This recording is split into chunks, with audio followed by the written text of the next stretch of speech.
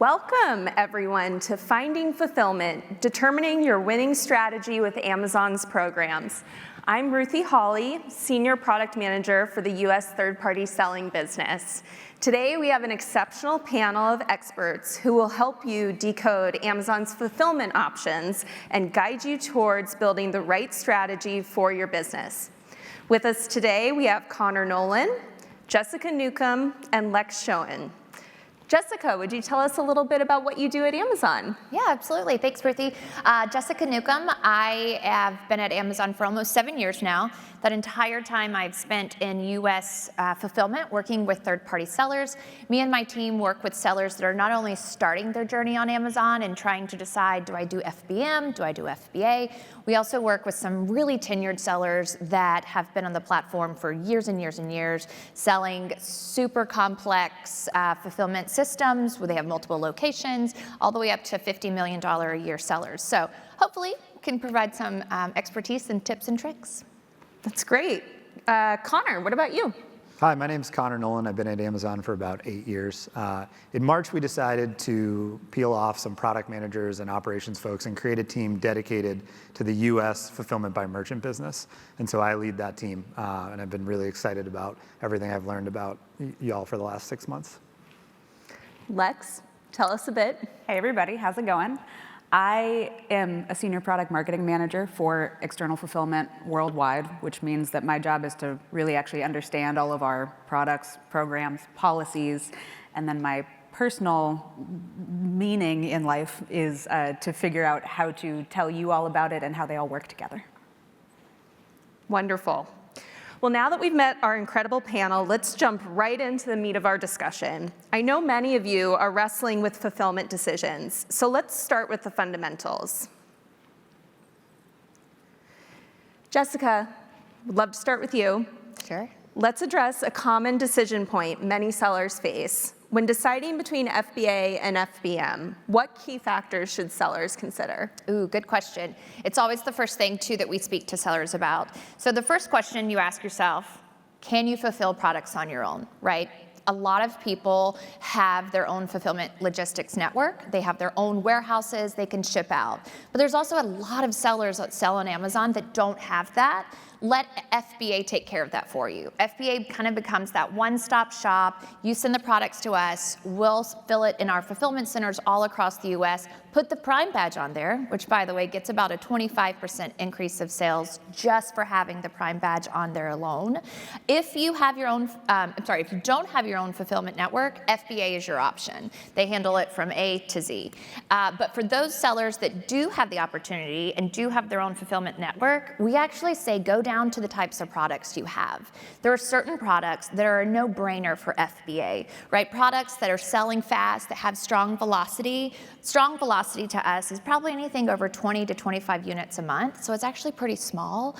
But those are the products that you know sell well on Amazon. They're the ones that you know the customers want, and they want it fast. Those are great products. But there's also a lot of products that probably aren't a good fit for FBA. Things like units that ship in 2 boxes. Not a good fit for FBA right now. Products that need refrigeration, FBA can't handle that.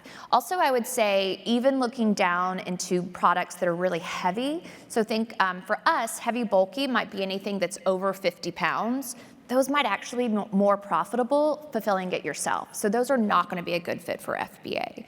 One of the things that we actually think make a big difference is looking at the products you have, but also looking at them often. One of the tools that Amazon provides is called the FBA Revenue Calculator. It's really cool if you haven't seen it lately. Go take another look. You can actually put in what your fulfillment costs would be and compare between the two.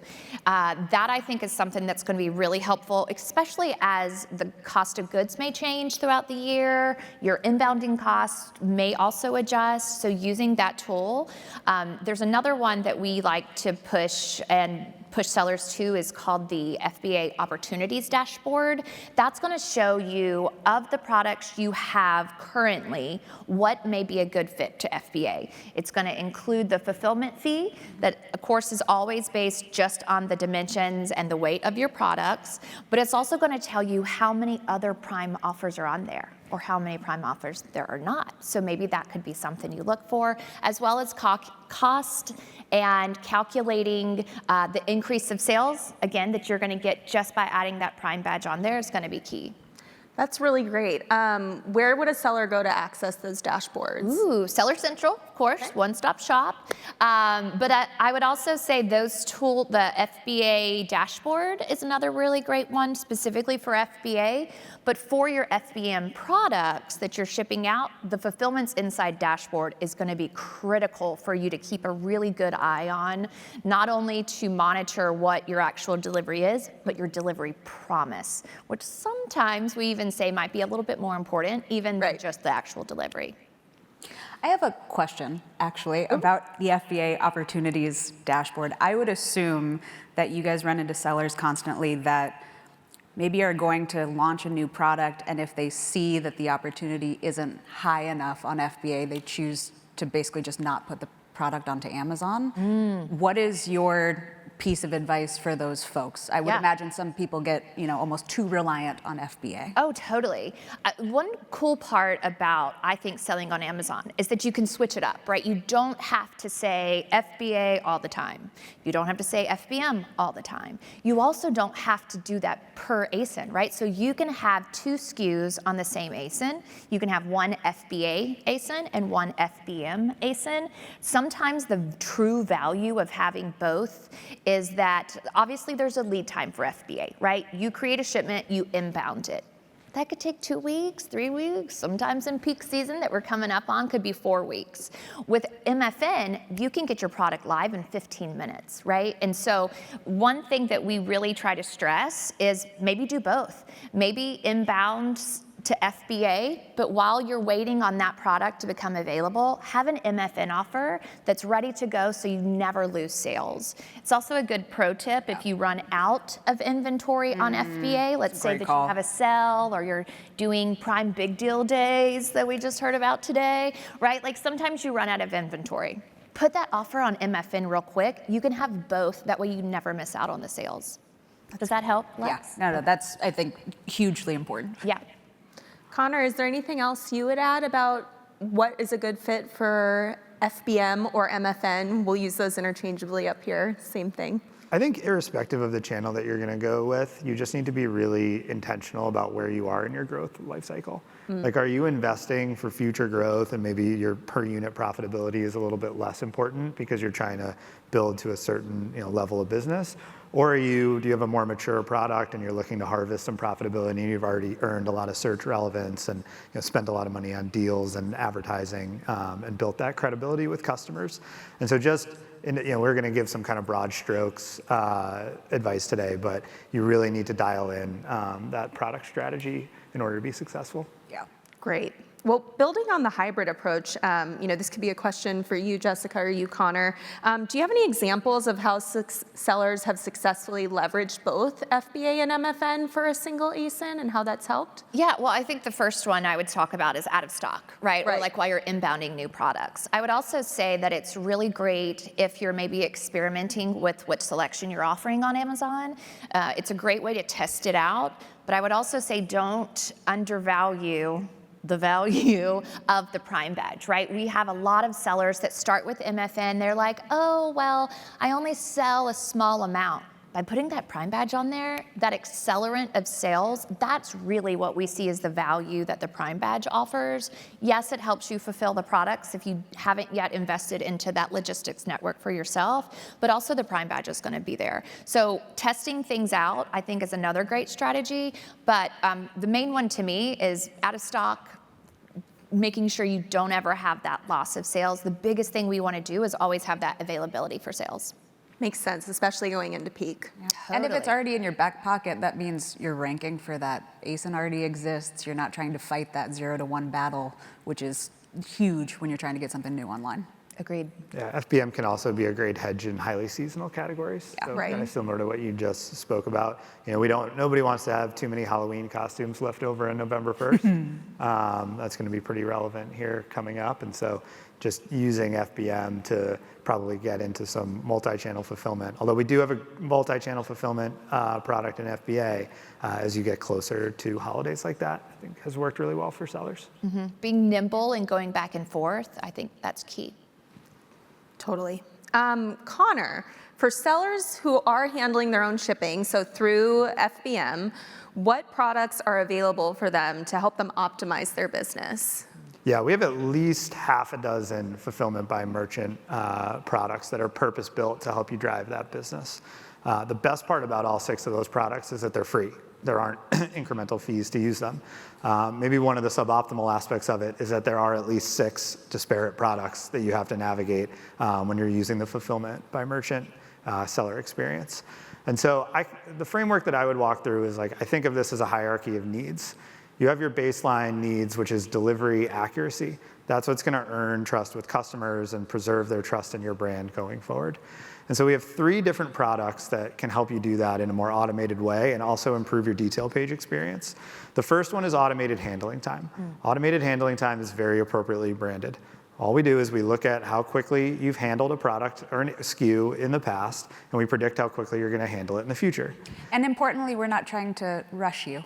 We're just looking at your patterns from the past. All of these are about accuracy. Yes. Right? Accuracy based on historic. Accuracy over speed, yeah. Our automation product for your transit time, so the leg at which you kind of hand off that package to a carrier, is called Ship Settings Automation. And again, Ship Settings Automation takes millions of inputs from both you, other sellers, and the carriers that my team works with day in and day out, and attaches a delivery promise that we feel confident you can meet. And so if you use those 2 products both together, instead of getting that ranged delivery promise experience on your detail page, delivered Tuesday through Friday, which we know customers don't really love, you'll get a definite day delivery promise that, again, we feel confident based on your performance in the past that you can hit. The third product in kind of this foundational layer is Buy Shipping. Now, most people think of Buy Shipping as a marketplace for shipping labels, and that's true, that's accurate. We have pre-negotiated rates that you can use if they're better than the rates that you have, and you can lower your cost to serve that way. There's actually 2 features that I don't think get enough credit in Buy Shipping. The first one is that it's integrated with a lot of our promise automation tools. So we get earlier and better data integrity when you use Buy Shipping to buy labels. That can inform the other 2 accuracy products that I've spoken to. And then the second feature is that you can bring your own rates. You can link your rates that if you have a commercial agreement with a carrier, upload those into Seller Central, either through Seller Central or through an API, and you can buy shipping labels with those rates and still get credit for using Buy Shipping. So if you use all those 3 products together, we're so confident that you'll be able to meet your delivery promise that we're showing to customers on the detail page. We're going to give you on-time delivery rate protection, which means if a package does happen to be late, you won't be penalized for it. It'll come out of your OTDR enforcement metrics.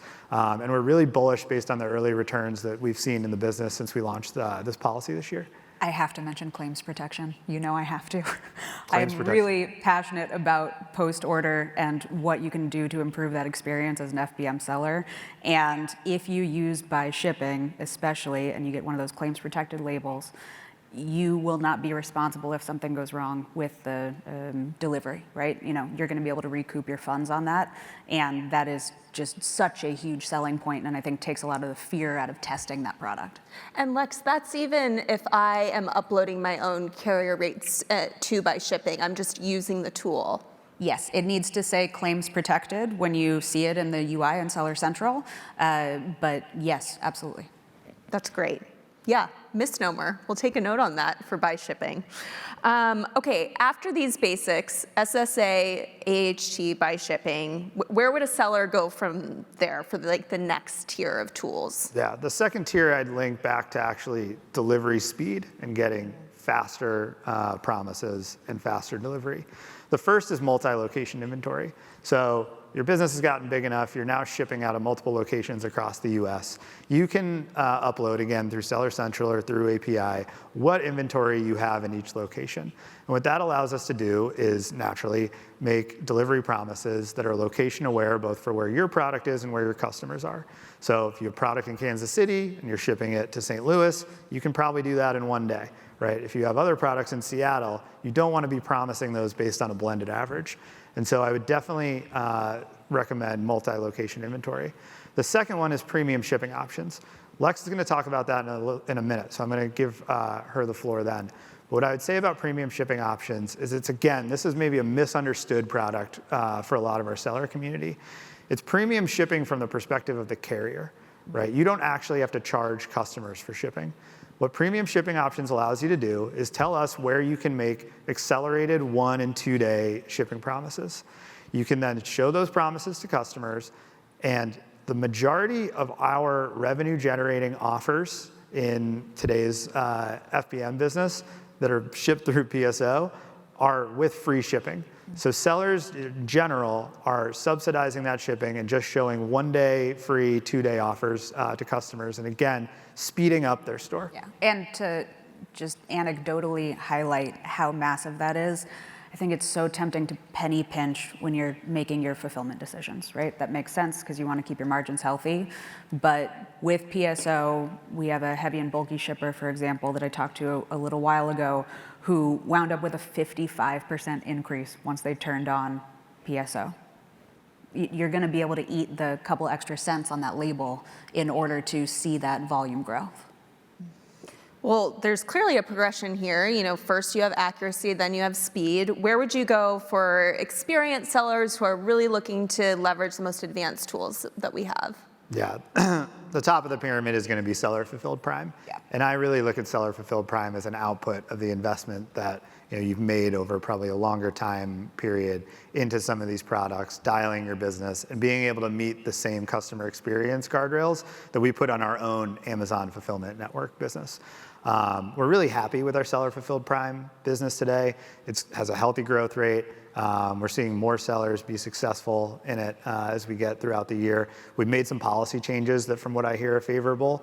The on-time delivery rate protection that I mentioned earlier today, that does apply to Prime orders, so you can use that to help drive your Seller Fulfilled Prime business. But many, many sellers who engage in trial, just from what I've observed in my first 6 months on the business, maybe weren't necessarily ready to be able to hit some of the guardrails that we need to require. Because I'd probably argue about this at a happy hour with some AWS folks, but I truly believe that Prime is our most important sub-brand at Amazon, only kind of second to the overall Amazon brand. And so we need to keep that customer experience front and center and hold a really high bar, both for ourselves internally, as well as if you're going to go the Seller Fulfilled Prime route. The most efficient way for most products to get a Prime badge is still going to be to use FBA. Yeah. Great. So you can actually get a Prime badge on FBA and FBM if you use this advanced tier of Seller Fulfilled Prime. That's right. SFP. You can, if you can get through the program, we absolutely, like I said, we have a healthy, growing Seller Fulfilled Prime business that we're really proud of. It's a high bar for us, and it's going to be a high bar for sellers. Oh, that's great. Thanks for that overview of those tools. Now let's explore growth pathways. Lex, when we talk about scaling, many sellers believe FBA is the only path to significant growth. So what's your perspective? Let's hear a little bit more about taking it to the next level. You know that expression, if you want to go fast, go slow? I think that's where you have to think about the FBA pyramid, right? So once you take those basics and you really understand, in order to hit my delivery and promise dates with FBM, I need SSA, I need AHT, I need buy shipping. And yeah, I know we work at Amazon, we're up here telling you about our products, of course we are, but we're also here to tell you these things because we know how hard it is to holistically understand how to win, especially in the FBM category, right? You want to be able to understand what we as Amazon are hoping that you're going to do in order to delight your customers, so that then ultimately, we all win and your business scales. I see a lot of FBM sellers sort of zoom super far ahead and focus on how am I going to, kind of hack my way to SFP, which of course would be wonderful and delightful, and we all know those stats. Please focus first on those basics of delivery accuracy. That's the first thing that I'm going to tell you. That's the number one thing that's going to grow your business, and we have proven, externalized data on this. We are not trying to rush you to deliver anything more quickly than you can. We are setting you up for success by basically saying, if you can make your delivery date accurate. Again, in either way, that's where one of these myths comes in, is people say, okay, this is going to deliver on the 20th, but they can always get it out the door 72 hours early. If you can close that gap, that 3-day gap, right? All of a sudden, with every day of accuracy that improves, you get a 5% sales uplift. And that's proven by our own studies. And that's not changing your speed that you actually Completely. deliver. It's just, you don't have to do anything faster. it's just about you believing in yourself and hitting that delivery date, right? And I think once you have that down and you understand, okay, I can hit this date, I'm confident in it. Actually, I'm going to pause there and say, another thing that freaks people out is that these all are often ASIN level decisions that you get to make, right? So if you have stuff that ships more slowly, or stuff that you can only really hit, premium shipping within the Midwest or the, Southwest or whatever, these are options that are available to you. I see a lot of people get scared to even test any of our products because they assume that they've got to turn it on nationally, or heaven forbid, internationally, right? It's just not true. And I think one of the principles that we talk about as Amazon employees is the concept of a two-way door, right? Two-way door decisions are decisions that you can make quickly in order to say, okay, I'm going to try this out, and if it doesn't work out, no harm, no foul, I can come straight back through the door and nothing is for the worse, right? And I think a lot of our fulfillment decisions that will ultimately lead to your growth are not decisions that you can't back out of later, And so once you get those basics, test the waters, PSO would be where I would go first, personally. Connor was just saying it's kind of been a maybe historically underloved or misunderstood product. But like I just told you, you don't have to put all your ASINs in. You can just do this at a regional level in the places where you can actually hit it. And that massive potential growth that you're going to see from turning on PSO, that volume is going to, cover up where that margin stress might have come from. Yeah, PSO allows customers to see the products that are actually close to them, being able to get to them much faster than they can to other parts of the country. And sellers don't have to change anything about their logistics. They're just showing the favorability of their logistics to the customers. And so, I love that. When I'm thinking about shopping on Amazon, I'm always looking at how quickly it's going to get there. Completely. And we know, again, anecdotally, about the fact that having a single date instead of a date range on your FBM listings is huge, and PSO is going to give you that. Delivery accuracy is going to give you that. And then also your PSO ASINs are going to show up for Prime members. So even though it doesn't have the Prime badge that you're going to get with SFP or FBA, you will still show up in search, which is, as we know, way more than half the battle. I love that you called out definitive delivery dates, because that's another benefit of ship settings automation, which is one of those foundational tools. It'll give sellers it'll give customers a defined delivery promise on a specific day. And I think one more thing that I will say, because I did mention that I'm passionate about the post-order experience, is, so many of our sellers are stressed about refunds, you're stressed about returns, you're stressed about, what if I let Amazon handle my customer service, whether that's through FBA or a program like Customer Service by Amazon. These concerns become no-brainers once you get these basics of fulfillment down. I have all the data that, shows that there are so many queries that come through customer service, for example, which are just like, hey, where's my stuff? I didn't get my stuff. It said it was coming in this range of 4 days, and it's day 1, and I'm nervous that it's not coming because I have a party this weekend, right? And so making sure that that fulfillment level is just rock solid then makes things like, CSBA testing, whatever, it makes them no-brainers, which is great. Yeah, when it comes to growth too, we've also got 2 or 3 products on our roadmap that are going to launch this year. And I'm not going to talk about them here, but I would encourage you to go down to booth 52.